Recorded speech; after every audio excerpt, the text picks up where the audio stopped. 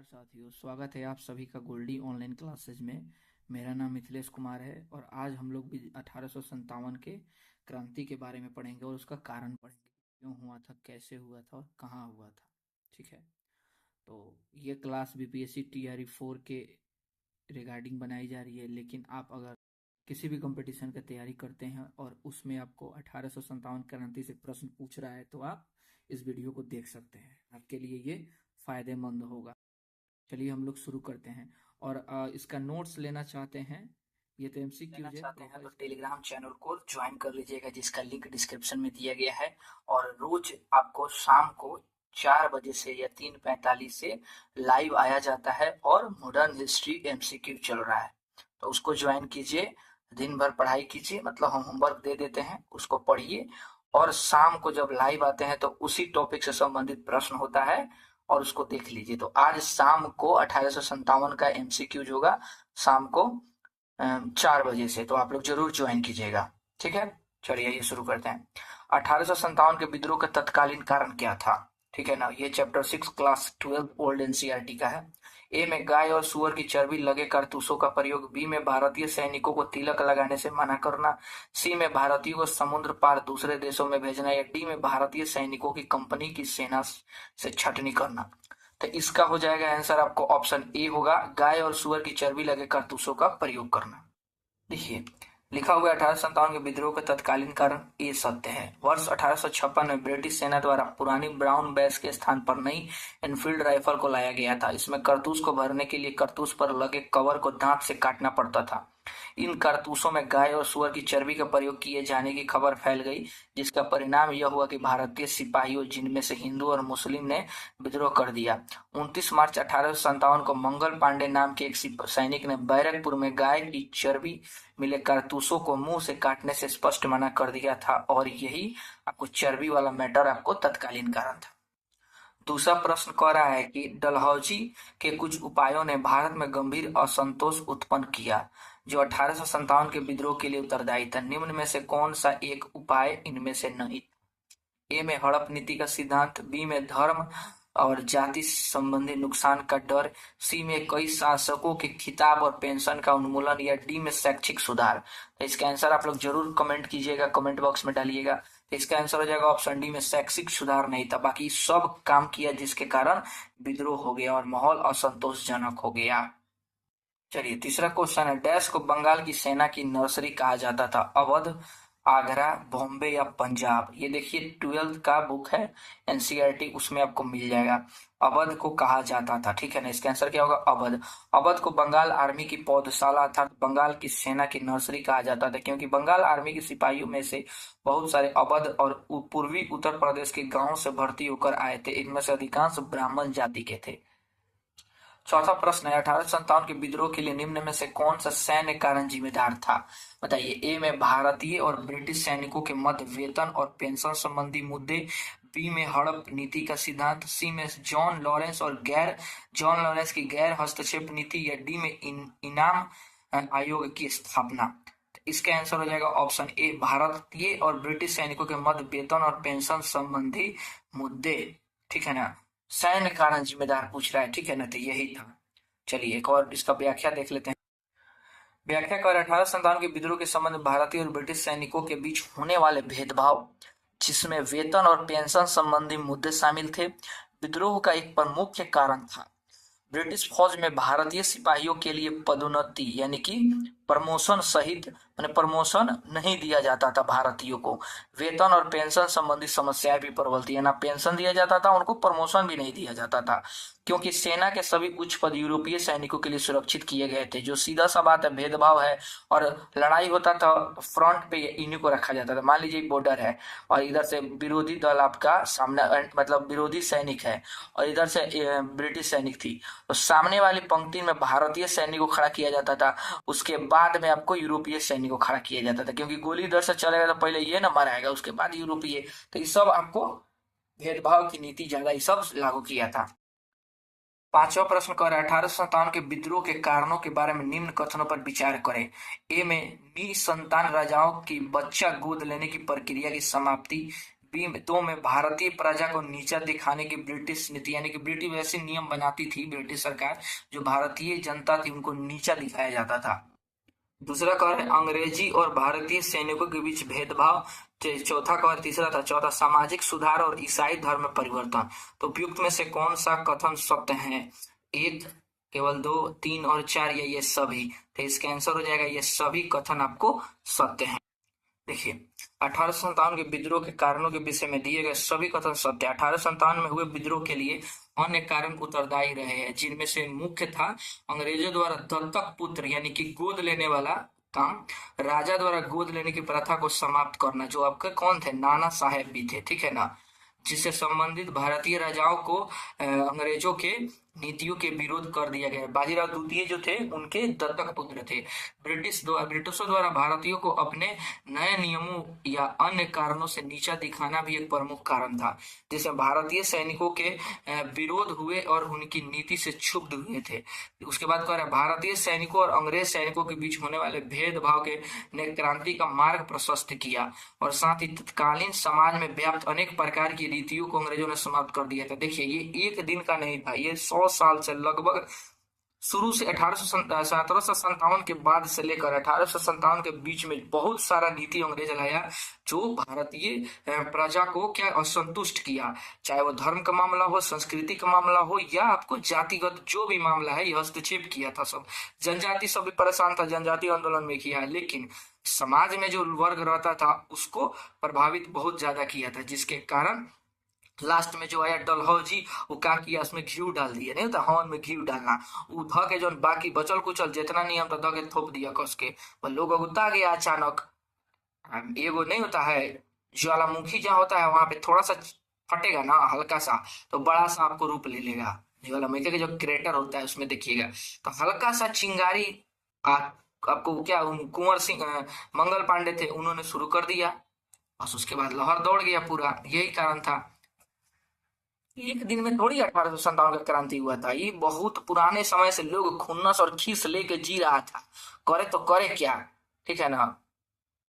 चलिए नेक्स्ट देखते हैं 1857 के विद्रोह के विषय में कौन सा कथन सत्य है। देखिए आप बुक पढ़िएगा ना एनसीईआरटी और एससीईआरटी का, तो उसमें आपको ये मिल जाएगा। बिना बुक के खाली लुसेंट क्राउन या कोई भी प्रकाशन का स्टैंडर्ड बुक पढ़ के आइएगा तो ये प्रश्न जहां तक है कम चांस है आप लगा सकते हैं, नो डाउट लगा लीजिएगा, लेकिन उतना नहीं।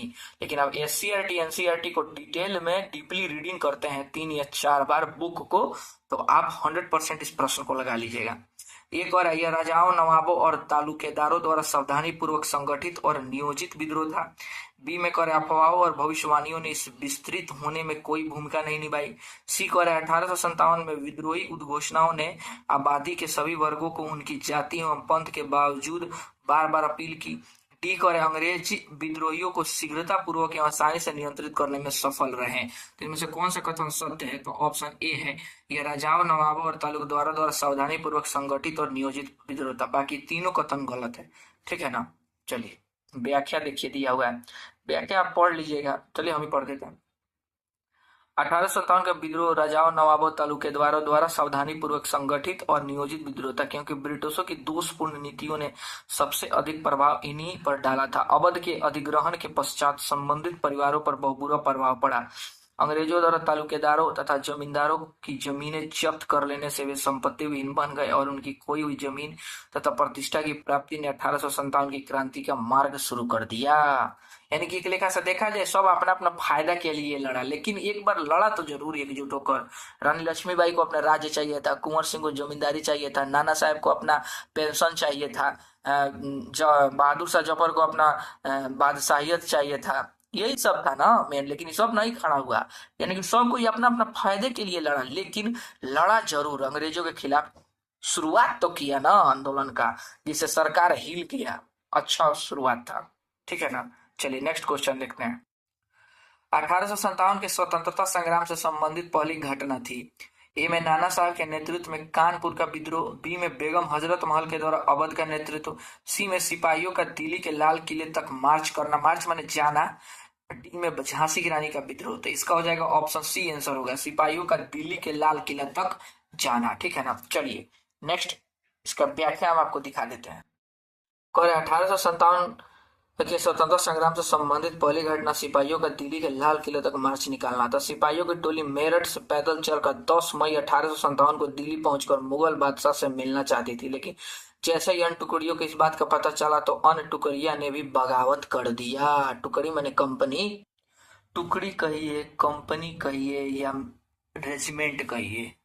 1857 के विद्रोह का आरंभ कहाँ से हुआ था? अच्छा सर आप लोग दीजिए, मेरठ से हुआ था। मेरठे वाला ना चल गया सब। देखिए 10 मई 1857 से शुरू हुआ था, याद रखिएगा। उसके बाद तेजी से क्या हुआ, पूरे भारत में फैलने लगा। जल्द ही उत्तर में पंजाब से लेकर दक्षिण नर्मदा तक, पूर्व में बिहार से लेकर पश्चिम में राजस्थान तक विस्तृत भूभाग पर इस विद्रोह ने चपेट में ले लिया। साउथ में नहीं हुआ था, ठीक है ना। दक्षिण भारत में जाइएगा, लास्ट केरल, उधर कम चांस नहीं मिलता है कहीं।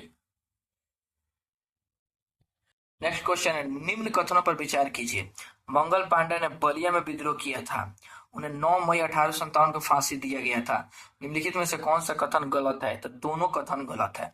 व्याख्या में क्लियर करते हैं क्या बात है। दोनों कथन गलत है। मंगल पांडे ने बलिया में नहीं बल्कि बैरकपुर, जो पश्चिम बंगाल में वहां पड़ता है, विद्रोह किया था। मंगल पांडे का विद्रोह करने तथा अपने अधिकारियों पर हमला करने के कारण 8 अप्रैल 1857 को फांसी दे दिया गया था, याद रखिएगा। नेक्स्ट क्वेश्चन है 10 नंबर। 12 मई 1857 को मेरठ के विद्रोही सैनिकों ने दिल्ली के लाल किले पर धावा बोलकर किसे भारत का सम्राट घोषित किया?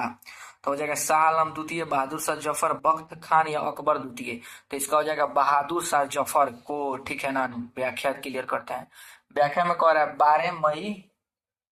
12 मई 1857 को मेरठ के विद्रोही सैनिकों ने दिल्ली के लाल किले पर धावा बोलकर अंतिम मुगल बादशाह बहादुर शाह जफर को भारत के सम्राट घोषित किया और सैनिकों ने उसी नेतृत्व में युद्ध जारी रखने का संकल्प लिया। चलिए नेक्स्ट क्वेश्चन देखते हैं। और जो ये बख्त खान थे, तो बख्त खान को इन्होंने क्या बनाया था? दिल्ली का सेनापति बनाया गया, ठीक है ना। बहादुर शाह जफर ने इन्हें दिल्ली का सेनापति बनाया उसी समय, क्रांतिय के समय। और बहादुर शाह ने इन्हें शाह ए आलम जैसी उपाधियां दिया था। और निकोलस और हर्सन ने इस विद्रोह को दबा दिया का था।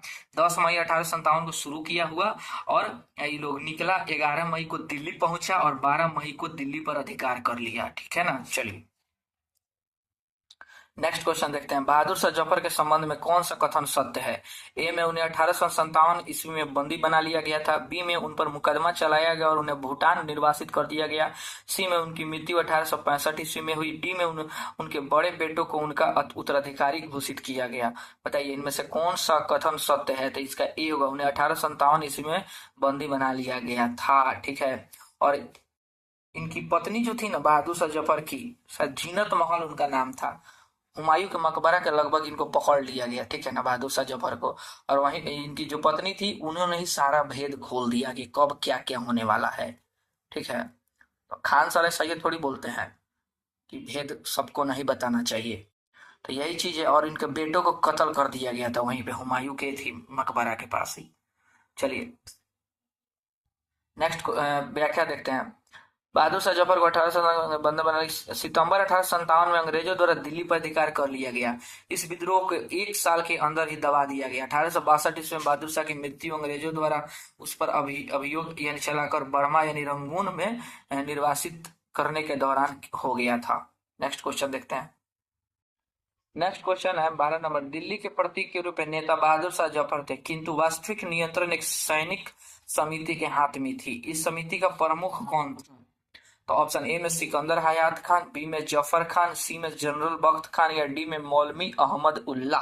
तो हम अभी चर्चा किए थे, आपको इसका आंसर आप लोग बताइए। तो इसका हो जाएगा जनरल बख्त खान को बनाया गया था, शाह आलम की उपाधि दिया गया था। तो देखिए यहाँ पे विद्रोह का नेता बहादुर शाह जफर था, लेकिन वास्तविक नियंत्रण एक सैनिक समिति के हाथों में थी, जनरल बख्त का थे। इन्होंने बरेली के सैनिकों का नेतृत्व किया था और इन्हें दिल्ली ले आए थे। 1857 के विद्रोह के प्रमुख केंद्र दिल्ली, कानपुर, लखनऊ, बरेली, झांसी तथा आरा बिहार में बाबू कुंवर सिंह वाला एरिया था, ठीक है ना। चलिए 13 नंबर क्वेश्चन हम लोग देखते हैं। 13 नंबर क्वेश्चन है आपको, निम्नलिखित कथनों पर विचार कीजिए। 1857 के विद्रोह की शक्ति हिंदू मुस्लिम एकता में नहीं थी। सभी विद्रोहियों ने बहादुर शाह को भारत का सम्राट मानने से इनकार कर दिया था। 1857 के विद्रोह के प्रमुख केंद्र दिल्ली, कानपुर, लखनऊ, झांसी आदि थे। बताइए इनमें से कौन सा कथन सत्य है? तो इसका हो जाएगा आपको 1, 2, 3 एक तीन या ये सभी, तो इसका सी होगा, यानी कि एक और तीन कथन सही है। ठीक है ना, ये 2 नंबर कथन गलत है। चलिए, दिए गए कथनों में से एक तीन सही है। ठीक है ना, पढ़ लीजिएगा व्याख्या, उतना इम्पोर्टेंट है, लेकिन थोड़ा सा रोक कर इसको देख लीजिएगा। ठीक है ना, नेक्स्ट क्वेश्चन देखते हैं।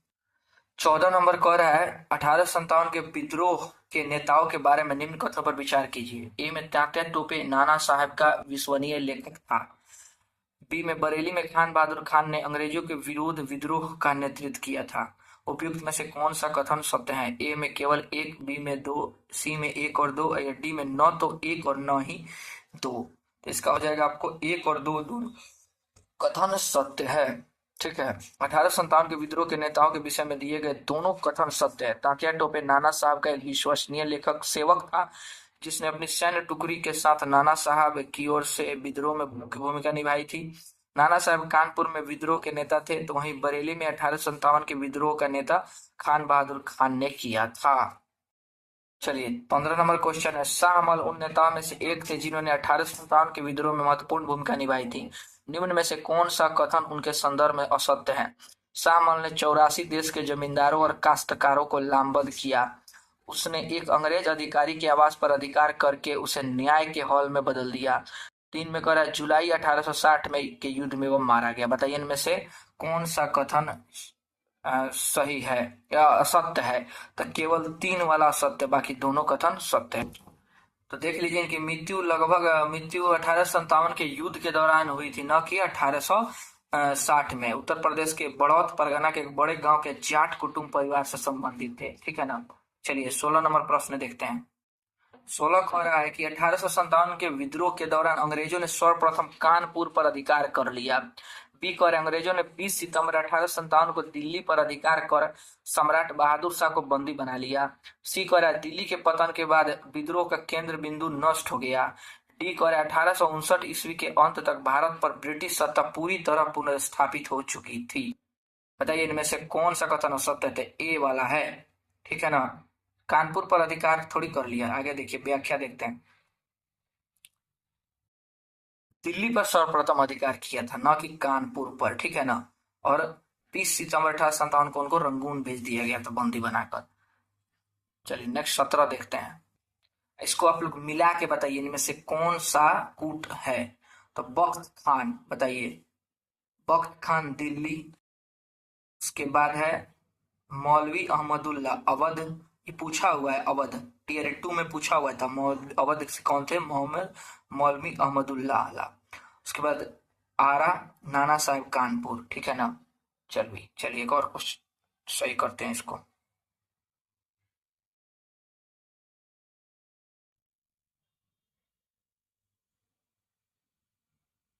अवध के फैजाबाद। ठीक है ना, अवध के या फैजाबाद छूट गया, याद रखिएगा, फैजाबाद। ठीक है ना, अवध के फैजाबाद होगा, ना कि अवध। ठीक है ना, फैजाबाद मानिएगा। यहाँ पे मिसप्रिंट हुआ है। फैजाबाद, अवध के फैजाबाद से। ठीक है ना। चलिए, और इनको विद्रोह का लाइट हाउस कहा जाता है। चलिए, इसका व्याख्या हम लोग देख लेते हैं, व्याख्या में सब क्लियर हो जाएगा। बख्त खान ने 1857 के विद्रोह में मेरठ के विद्रोही सैनिकों का नेतृत्व दिल्ली में किया। बख्त खान ने बहादुर शाह जफर को भारत का सम्राट घोषित कर स्वयं को कमांडर इन चीफ घोषित किया। 13 मई 1859 को इनकी मृत्यु खैबर पख्तूनख्वा प्रांत में हो गई। मौलवी अहमदुल्ला शाह ने फैजाबाद कोस्ट में अवध में 1857 का विद्रोह का नेतृत्व किया। उन्हें विद्रोह का लाइट हाउस कहा जाता है। 5 जून 1858 को शाहजहांपुर उत्तर प्रदेश में मौलवी अहमदुल्ला शाह की हत्या कर दी गई। उसके बाद कुंवर सिंह ने 1857 में आरा जगदीशपुर के विद्रोह का नेतृत्व किया। उन्हें दानापुर के विद्रोही सिपाहियों का समर्थन प्राप्त था। 26 अप्रैल 1858 को जगदीशपुर इनकी मृत्यु हो गई। उसके बाद नाना साहब ने 1857 के सैन्य विद्रोह का कानपुर में नेतृत्व किया। वह इस संघर्ष को मान्यता प्राप्त नेता थे। 24 सितंबर 1859 को उनका निधन हो गया। चलिए, नेक्स्ट 18 नंबर प्रश्न हम लोग लगाते हैं। ठीक है ना। 18 नंबर प्रश्न कह रहा है 1857 के विद्रोह के संबंध में विचार कीजिए। यह विद्रोह बहुत व्यापक क्षेत्र में फैला और इसे जनता का व्यापक समर्थन प्राप्त था। फिर भी यह पूरे देश को या भारतीय समाज के सभी अंगों तथा वर्गों को अपने विद्रोह में नहीं ले सका।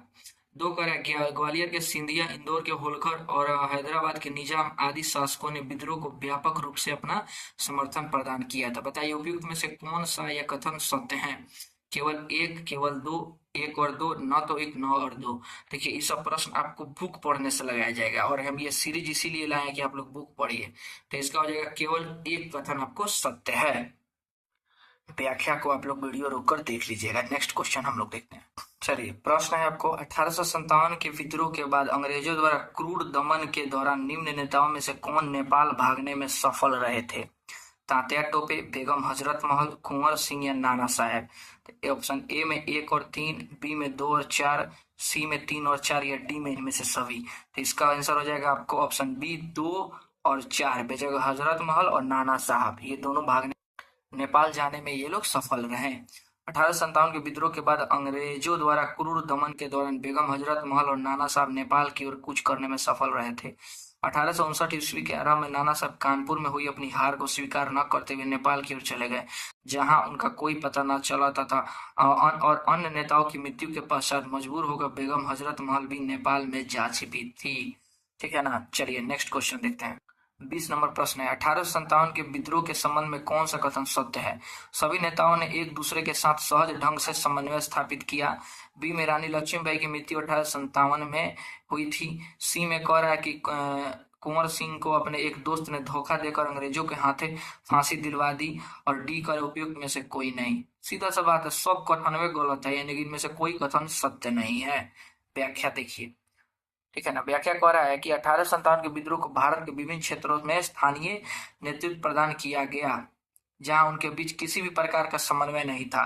सभी नेतृत्वकर्ता क्षेत्र विशेष में अपने अपने तरीके से विद्रोह को नेतृत्व प्रदान कर रहे थे। झांसी की रानी झांसी के लिए, कुंवर सिंह आरा से अपने जमींदारी के लिए कर रहे थे। ठीक है। नाना साहब अपना पेंशन के लिए, बहादुर शाह जफर अपना बादशाहियत के लिए कर रहे थे। यानी सब लोग अपना अपना क्षेत्र से अपना अपना फायदा के लिए कर रहा था। ठीक है ना। एकजुट होकर ये लोग करता ना तो निश्चित ही अंग्रेज को देश छोड़कर भागना पड़ता। रानी लक्ष्मीबाई की मृत्यु जून 1858 में हुई थी, न कि 1857 में। ये झांसी की रानी थी। उन्होंने सफा साहस पूर्वक अंग्रेजों का विरोध किया। कुंवर सिंह को नहीं बल्कि तात्या टोपे को उनका एक मित्र के विश्वासघात के कारण अंग्रेजों ने फांसी दे दिया। चलिए इसको सुमेलित कीजिए। सुमेलित कीजिए। झांसी आपको रानी लक्ष्मीबाई, लखनऊ आपके हो जाएंगे बेगम हजरत महल, कानपुर आपको हो जाएंगे अजीमुल्ला खान हो जाएंगे, और फैजाबाद मोहम्मद मौलवी अहमदुल्ला। ठीक है ना। अवध या फैजाबाद याद रखिएगा। 22 नंबर प्रश्न कह रहा है, 22 नंबर कि निम्न में से कौन 1857 के विद्रोह की सबसे महत्वपूर्ण कमजोरी थी? ए में विद्रोही सिपाहियों ने अनुशासन का अभाव था उनके अंदर, यानी विद्रोही सिपाहियों में अनुशासन का अभाव था। बी में विद्रोहियों में समन्वय और संगठन की कमी थी। सी में कुशल नेतृत्व का अभाव था, या डी में उपयुक्त सभी? तो इसका हो जाएगा उपयुक्त सभी, यानी कि तीनों कमजोरी था। ठीक है। चलिए इसका व्याख्या पढ़ देते हैं क्योंकि बड़ी इंपॉर्टेंट है व्याख्या। ठीक है ना। 1857 के विद्रोह ने अपनी प्रारंभिक चरणों में ब्रिटिश सत्ता की नींव हिला दिया था, लेकिन धीरे धीरे इस विद्रोह में व्याप्त कमजोरियों ने विद्रोह की दिशा बदल दी। ठीक है। जिसमें शामिल है विद्रोही सिपाहियों में अनुशासन का अभाव था, क्योंकि विद्रोह में अधिकतर वे लोग शामिल हुए थे जिनके आपसी हित जुड़े थे, जिनमें अधिकतर जमींदार लोग थे। विद्रोही अधिकतर अपने अपने क्षेत्र में विद्रोह को दबाने का प्रयास कर रहे थे, जिसके कारण अन्य नेतृत्वकर्ता से उनका समन्वय और सहयोग स्थापित नहीं हो सका। ठीक है ना। आगे देखते हैं। विद्रोह को व्यापक समर्थन किसानों, सैनिकों, दस्तकरों आदि से प्राप्त हुआ था, लेकिन उनका नेतृत्व परंपरा प्रेमी शासक कर रहे थे, जिनके शक्ति को विदेशी शासक ने समाप्त कर दिया था। अतः कुशल नेतृत्व के अभाव में इस विद्रोह की कमजोरी उभर कर सामने आ गई। चलिए 24 नंबर प्रश्न है, निम्न में से कौन 1857 के विद्रोह को दबाने से संबंधित ब्रिटिश कमांडर नहीं था? John Stuart, Henry Lawrence, Campbell या ह्यूरोज? सीधा सवाल ऑप्शन ए होगा, जॉन स्टुअर्ट होगा। दबाने संबंधित नहीं, कमांडर नहीं था। अन्य सभी ब्रिटिश सेना के नायक थे जिन्होंने अपना अपना एरिया में इसको दबा दिया था। आइए देखते हैं कौन किस किस एरिया से दबाया था। Lucknow Henry Lawrence, Kanpur Campbell, Jhansi Hugh Rose, Delhi Nicholson या हडसन। ठीक है ना। जगदीशपुर विलियम टेलर या विंसेंट आयर हो जाएंगे। ठीक है ना। ध्यान दीजिएगा। इसी ने कहा था यूरोज ने कि सभी मतलब मर्दों में एक महिला ही असली मर्द है, मतलब इनको मर्द बोला था झांसी की रानी को। चलिए, क्वेश्चन है, 1857 के विद्रोह के बाद ब्रिटिश सरकार ने सिपाहियों का इन प्रांतों से चयन किया। उत्तर प्रदेश, बिहार, बंगाल एवं उड़ीसा, गोरखा, सिख, पंजाब या मद्रास प्रेसिडेंसी एवं मराठा। तो हो जाएगा ऑप्शन सी, हो जाएगा गोरखा, सिख और पंजाब से। ध्यान से देखिएगा, और जहां से विद्रोह हुआ वहां से निश्चित है करेगा ही नहीं। कह रहा है कि 1857 के विद्रोह के बाद ब्रिटिश सरकार ने गोरखा, सिख तथा पंजाब प्रांतों से सिपाहियों का चयन किया। 1857 के विद्रोह को दबाने में सहायक पंजाबियों, गोरखों तथा पठानों को लड़ाकू जाति घोषित किया गया तथा उन्हें बड़ी संख्या में ब्रिटिश सेना में शामिल किया गया। 1857 के विद्रोह के बाद सेना का सावधानी के साथ पुनर्गठन किया गया, जिसका प्रमुख उद्देश्य एक और विद्रोह न होना देना था। सेना की भर्ती में जाति, क्षेत्र और धर्म के आधार पर भेदभाव किया जाने लगा। लड़ाकू तथा गैर लड़ाकू जातियों के मध्य भौगोलिक विभाजन किया गया। महारानी विक्टोरिया ने भारतीय प्रशासन को ब्रिटिश ताज के नियंत्रण में लेने की घोषणा कब की थी? 1 नवंबर 1858, 31 दिसंबर 1957, 6 जनवरी 1958 या 17 नवंबर 1859। तो इसका हो जाएगा ऑप्शन ए, हो जाएगा 1 नवंबर 1858। इसी में इलाहाबाद एक दिन के लिए भारत की राजधानी बना था, ठीक है ना। लॉर्ड जनरल कैनिंग द्वारा इलाहाबाद में एक दरबार के आयोजन के दौरान ब्रिटिश की महारानी विक्टोरिया के राजज्ञा पत्र को पढ़कर सुनाया गया था, ठीक है ना।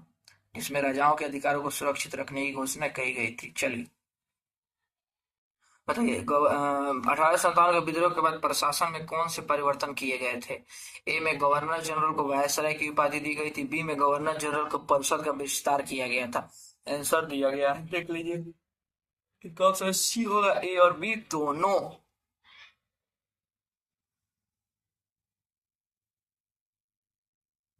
चलिए, प्रश्न है, मंगल पांडे ने 1857 के विद्रोह की पहली गोली चलाई थी?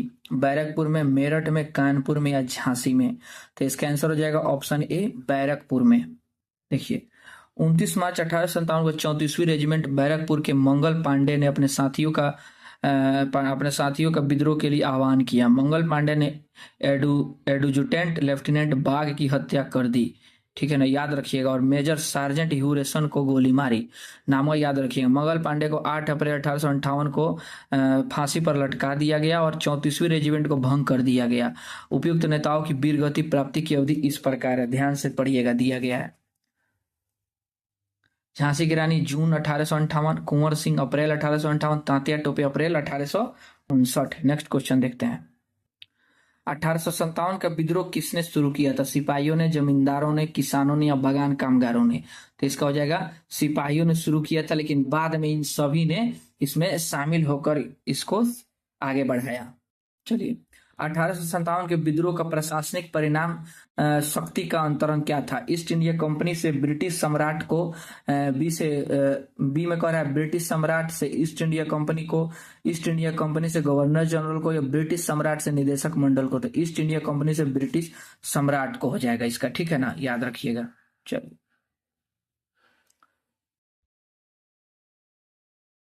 तो बहादुर शाह कौन था? तो बहादुर शाह आप सभी जानते हैं कि अंतिम मुगल शासक था।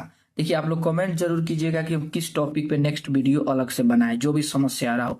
बाकी ये आपको आधुनिक भारत का सीरीज आपको चलता रहेगा, इसको पूरा आप लोग देख लीजिएगा। 1857 के विद्रोह के दौरान भारत का गवर्नर जनरल कौन था? तो हो जाएगा ऑप्शन बी, लॉर्ड कैनिंग था, ठीक है ना, जो फिर 1856 से 1862 तक भारत के गवर्नर जनरल रहा, ठीक है ना। वायसराय बन गया, विद्रोह के बाद वायसराय बन गया। चलिए, इसमें बताइए, 1857 का विद्रोह निम्न स्थानों पर हुआ था, उनका सही क्रम बताइए। इसको सजाइए कि सबसे पहले कहाँ हुआ ना, क्रम आपको। तो सबसे पहले बैरकपुर में गोली चला, फिर उसके बाद मेरठ से सैनिक ने विद्रोह कर दिया, फिर दिल्ली में स्टार्ट हुआ, उसके बाद झांसी में हुआ। देखिए, 1857 का विद्रोह 29 मार्च 1857 को बैरकपुर में हुआ था मंगल पांडे के द्वारा।